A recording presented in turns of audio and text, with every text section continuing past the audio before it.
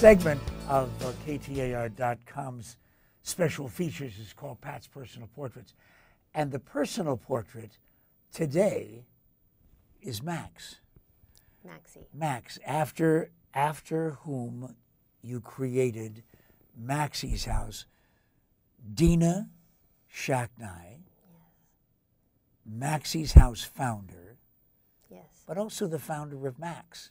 Tell us about him. Yes, well, Max was a compelling little boy, an amazing boy. He was 6 years old when he died. A spirited boy, a thoughtful boy, a smart boy, a loving boy.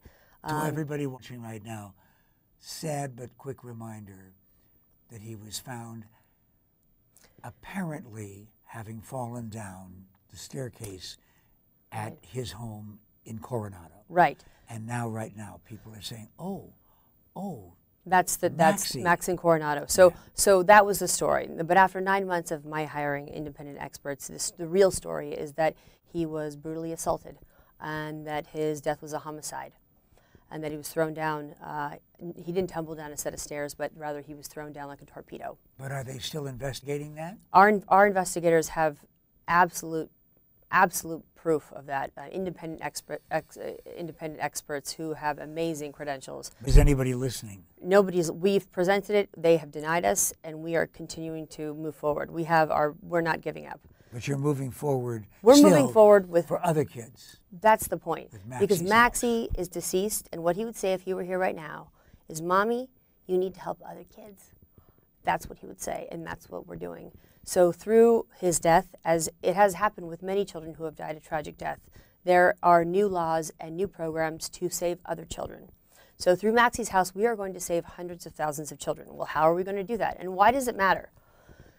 I never realized in this situation, and many people don't, because when you go through a divorce, you don't really plan for it. You don't research it. When you share custody with your former spouse or a significant other, you don't think about the safety issues that go along with that 5, 10, 15 years down the road. And Maxie was staying in his dad's house for a period of time in Coronado, right? Okay. Right. So through Maxie's house, we've done several things. Right now in the state of Arizona, if you want to be a teacher or a mentor, you need to have a background check. Somebody needs to know who you are, what your name is. But guess what?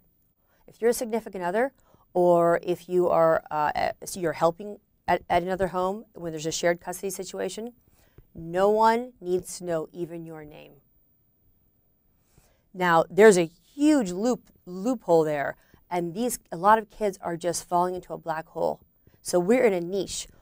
Child abuse is absolutely a national issue. What are you going to do about it? We're focusing on preventative to prevent the child abuse, specifically with children. Give me those specific are services in blended family situations. Give me those specific services that people can find uniquely at Maxie's house. We are a sponsor. We have had Nancy Bardos, who's going to sponsor a law, a Parental Disclosure Act, so that a parent will be able to share that information with the other parent, so you know who's taking care of your child without any animosity. That's one. We have a Safety Wizard. It's a software program where parents can look at this information and create their own unique plan that's going to be court ready for submission prior to the decree. We have Maxie's Living Room, which is going to have group programs for kids and for parents going through blended family situations. We have C-Smart, which is our communications, social media, technology, and resources, and this is how we're going to get the word out to all of the people in this state and this nation, and hopefully all over the world. And we have a National Family Law Consortium where we're going to invite these professionals who really influence the outcome of these children's lives and educate them about the safety gap and how we can fix that. And listen, with that passion that you have, people right now are jumping up and down already saying, yeah, listen, I don't even have a child and I want to know how I can get involved. How do they get involved with Maxie's house? They can go to maxieshouse.org, but I want to say something really important for those people, first of all, to know 3 things. Each year, there's 1 million kids each year who experience the divorce of a parent. 8 million kids right now living in situations where their parents are divorced. And guess what? If you don't have any children at all, it costs $128 billion a year for the United States to help after the fact. This is what it Just costs. the support programs. The support right? programs. So if you don't have kids at all, if you don't have grandkids, if you pay taxes, it still affects you. You know what?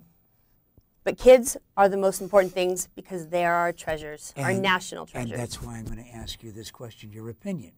So there's no legal ramifications, just your opinion. Yes. Who do you think killed Maxie?